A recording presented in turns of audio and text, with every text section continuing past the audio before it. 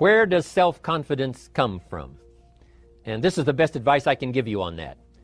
Not neglecting, first of all, the small daily disciplines. Self-confidence really comes from feeling good about yourself. And one of the best ways to feel good about yourself is at the end of the day to know that you poured it on. You did your best. If you conducted a meeting, you did the best you could. If you made a phone call, it was the best phone call you could possibly make. If you wrote a letter, it wasn't a casual letter, it was your best letter. At the end of those kind of days, when you feel good about yourself, self-confidence starts to rise.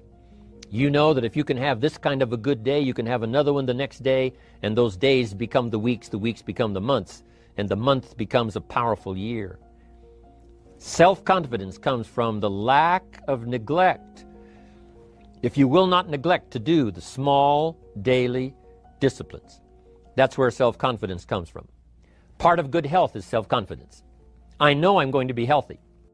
I eat the apple a day. I walk around the block. I do the jogging on the beach. At the end of the day, when you've really poured it on and you've done all the stuff, self-confidence grows. That self-confidence affects your health. It affects your future. It affects your psyche. So this is true. One of the great powers is self-confidence. Self-confidence means willingness to do whatever it takes to achieve. Some people say, well, I'll do it for a little while and see what happens. You know, I'll try a couple of things. If that doesn't work, I'm out of here. And all of us know that that kind of person doesn't have much of a future. But if you're willing to do whatever it takes, if I have to learn a couple of things, I will learn those things. If I got to learn 5 or 6 things, I'll learn all 6. If I have to take an extra class, I'll take an extra class. If I've got to read the books, I'll read the books. If I have to consult with people who know more than I know, I will do the necessary consulting. Whatever it takes, I will do. That starts to develop unbelievable self-confidence. Self-confidence also comes from the ability to rise above your circumstances, to rise above what happens, the petty little things, the discouraging things that would sink everyone else's ship except yours, that would cause someone else to quit early in the day, but you keep going. That kind of willingness to overcome all circumstances, whether it's the little challenges or the big challenges. If you're willing to do that, I promise you, this kind of power will work for you, and in you, the variable, it'll make a difference. Somebody once said, if you took all the money in the world, divided it up equally among everybody, it would soon all be back in the same pockets. Incredible. Success is something you attract, not something you pursue. Success is looking for a good place to stay. So instead of going after it, you work on yourself. Personal development. See, the major question to ask on the job is not what are you getting. The major question to ask on the job is what are you becoming? See, the big question is not what am I getting paid here. The big question is what am I becoming here? Because true happiness is not contained in what you get. Happiness is contained in what you become. Of all the assignments Mr. Schoaf gave me at age 25, this was probably the most difficult. In fact, I'm still working on this one. I think it's an unending challenge to see what you can become. The major key to your better future is you. For a big share of my life now, I didn't have this one quite figured out. Among a lot of things I didn't have quite figured out. Many things used to puzzle me back in those early days. I used to wonder why 2 people could work for the same company, one make twice as much money. Now see, that used to puzzle me. And maybe they were the same age, graduated from the same school, live in the same community, work for the same company, with the same products and the same services. They've got the same traffic, the same problems, and one makes $1,000 a month, the other one makes $2,000 a month. Now that was my puzzling question. Why would this long list be the same and the money twice as much? I asked, what's the difference between $1,000 a month and $2,000 a month? And I don't mean $1,000 a month, right? I could figure that out. But what makes the difference? Why would one person do twice as well, 3 times as well? Speaking economically, now I know there's more than one way to do well. I understand that. But in this little narrow area called compensation, what's the difference? Well, back then, with my faulty thinking, I'm trying to reason it out. I thought, well, maybe time makes some of the difference, right? Some people do better because they have more time. I used to say, Harold ought to be able to do well. He's got a lot of time. If I had all of Harold's time, I could do well. Now, that's got to be dumb, right? Number one, you can't get somebody else's time. A guy says to me one time, he says, you know, if I had some extra time, I could make some extra money. I said, then forget it. There isn't any extra time. Hey, when the clock strikes 12 midnight, that about wraps it up, right? I mean, you can look around the gongs there for a little more, but it's over. You say to the guy, what are you doing? He says, I'm looking for extra time. See, they'll come and take you away, right? There isn't any more time. Now, if you can't get more time, which you can't, what could you get more of that would make a difference in economic results? And here's the key word. Make it a part of your note. The word is value. And I have a little phrase for your notes. Value makes the difference in results. Value makes the difference. You can't get more time, but you can create more value. Now, here's the first lesson of economics. Everybody should learn it from the time they're old enough to understand what a dollar means, how to earn one, how to get one, how to keep one, what to do with it. First lesson of economics. We primarily get paid for value. That's lesson one. Bringing value to the marketplace, that's how you get paid. You don't get paid for the time. I know it takes time to bring value to the marketplace, but you get paid for the value, not the time. Now, since that's true, here's one of the key questions of the evening. Is it possible to become twice as valuable at the marketplace and make twice as much money in the same time? Could you become 3 times as valuable? Make 3 times as much money in the same time? Is that possible? The answer is yes, if. And it's always if, right? Life is known as the big if. Harry Truman once said, life is iffy. How true. And here's the big if we're going to consider it tonight. It's possible to do much better at the marketplace if you go to work primarily on yourself. Learning to work primarily on yourself. People have asked me for the last 24 years, how do you develop an above average income? And the answer is, become an above average person. Develop an above average handshake. Some people want to be successful, they don't even work on their handshake. As easy as that would be to start on. They let it slide, they don't understand. Develop an above average smile. Develop an above average excitement. Develop an above average interest in other people. Develop an above average intensity to win. See, that'll change everything. Probably one of the most frustrating experiences in life is looking for an above average job with above average pay without becoming an above average person. It's called frustration. And Mr. Schoaf gave me probably the greatest clue he gave me when I first met him. He said, Jim, if you want to be wealthy and happy the rest of your life, just learn this lesson well. He said, learn to work harder on yourself than you do on your job. Then Mr. Schoaf gave me probably one of the most important clues among so many things he taught me, but this was in those early days. Mr. Schoaf was very kind, but he was also very abrupt, and he had these interesting questions to ask. I'm giving him a little rundown one day on how things hadn't worked out for me. He said, Mr. Rohn, I've got the answer for you if you will listen carefully. And listen carefully I did that day and for the next 5 years. If somebody's wealthy and happy, you gotta listen. He said, Jim, I've only known you a short time. But he said, it's already my honest opinion that for things to change for you, you've got to change. That wasn't quite the answer I was looking for. But that's the answer he gave me, and I pass it along to you. For things to change for you, you've got to change. Otherwise, it isn't going to change. Before I met Mr. Schoaf, I used to say, I sure hope things will change. Right? That seemed to be my only hope. If it isn't going to change, I'm in serious trouble.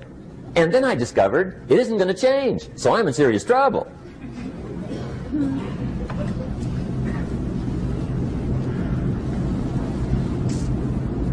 See, I can tell you what the 80s are going to be like. You have dropped into the right place. I did a seminar one time for Standard Oil executives and management in Honolulu. And we're having a conference one day on this big conference table. And one of them said to me, Mr. Rohn, you know some fairly important people halfway around the world. What do you think the 80s are going to be like? I said, gentlemen, I do know the right people. I can tell you. So they all listened very carefully. And I said, gentlemen, based on my wide experience, I can really honestly say to you, in my opinion, in the 80s, it's going to be about like it's always been. Aren't you glad you came? That's inside. I don't pass that around just everywhere. Now, of course, I said that to make a point, but I also said it because it's accurate. It's going to be about like it's always been. It isn't going to change. The tide comes in, and then what? It goes out. For 6,500 years that we know of, recorded history, and probably long before that. So it is not going to change. It gets light, and then what? It turns dark. 6,500 years. See, it's not likely to change. And we're not to be startled by that. If the sun goes down, the guy says, what's happened, what's happened? It means he hasn't been here long, I guess, right? It always goes down about this time. The guy says, well, I don't like that arrangement. Well, you got to talk to somebody besides me, right? It gets light, then it turns dark. In rotation, the next season after fall is what? Winter. Pray tell, how often does winter follow fall? Every year regularly for the last 6,500 that we know of. See, it is not going to change. Now, some winters are long, and some are short, and some are hard, and some are easy, but they always come right after falls. It isn't going to change. Sometimes you can figure it out, sometimes there's no way to figure it out. Sometimes it goes well, sometimes it gets in a knot. Sometimes it sails along. Sometimes it gets in reverse. See, that's not going to change. The last 6,000 years reads like this: opportunity mixed with difficulty. That's how it reads. It isn't going to change. The man says, well, if it isn't going to change, how will my life ever change? Answer, when you change.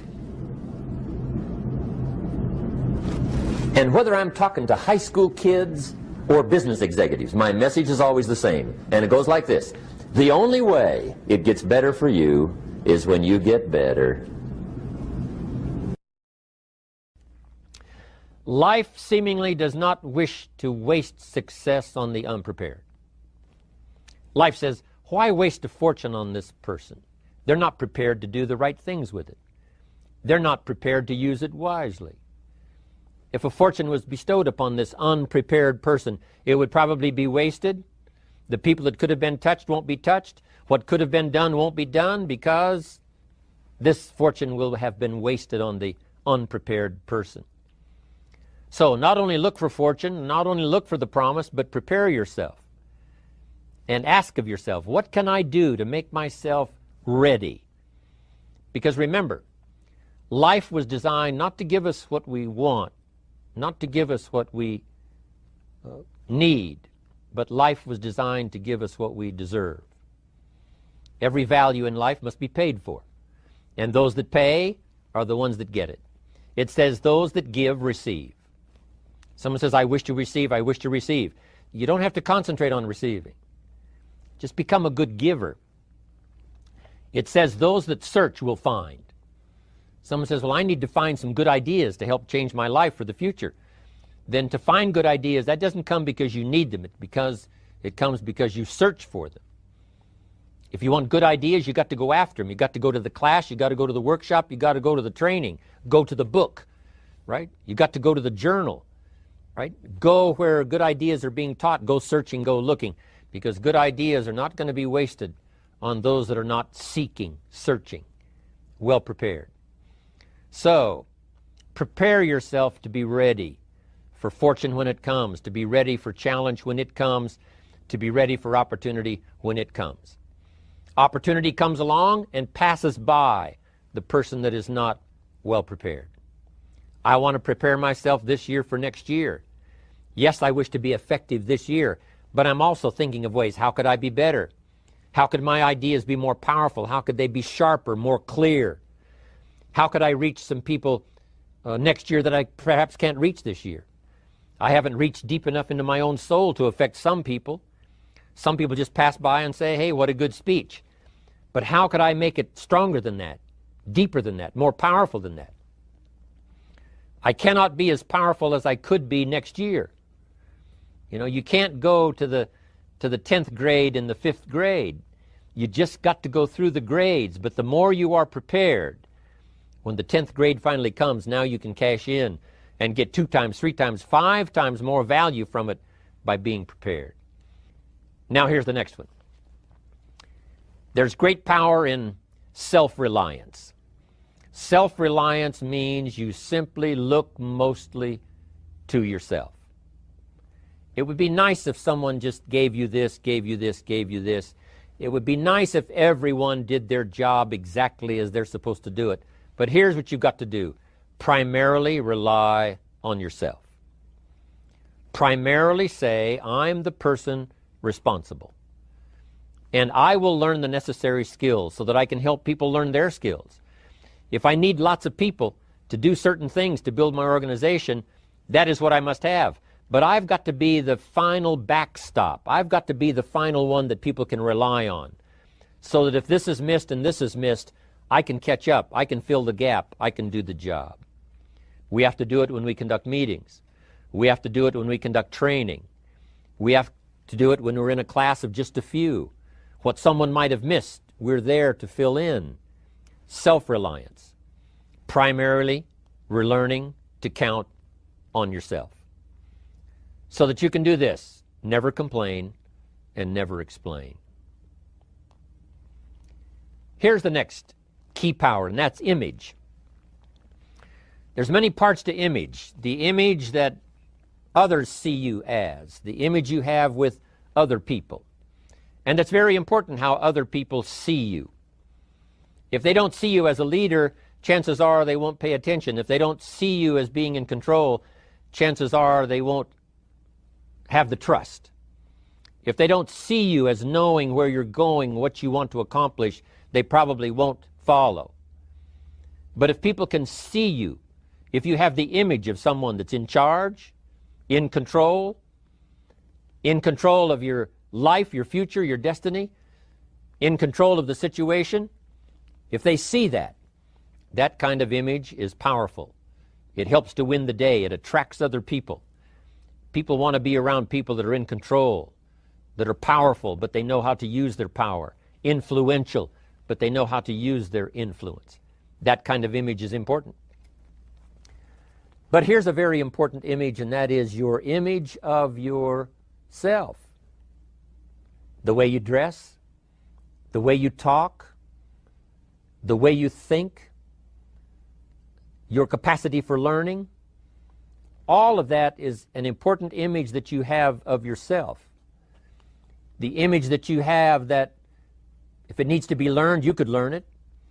If there's a book that needs to be mastered, you could master it. If there's a skill that needs to be learned, why couldn't you get busy now and learn that skill? That kind of self-image, that I am continually trying my best to be the best I can. Because one of the most important places you have to look is into the future, yes. You got to look into the past, yes. You've got to look around, yes. But one of the most important places you have to look is in the mirror. You know, how I appear to other people, that's important. But how I appear to myself is the ultimate importance. That kind of image, to where you'll develop the self-confidence, you'll develop the self-reliance. Now here's another one. The next word is character.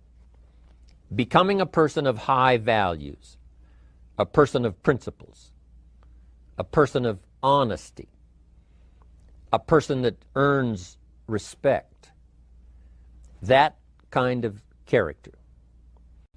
So this is important to develop the character within yourself, that people see you as honest, as fair, willing to do the right thing, willing to be helpful, but always willing to walk the center line, not to pass the line. Now here's another one. It's called self-discipline. Self-discipline, all of us have a challenge with that. Because sometimes it's easy, and especially if you're working hard, doing the best you can, it's easy sometimes to let up and let it go.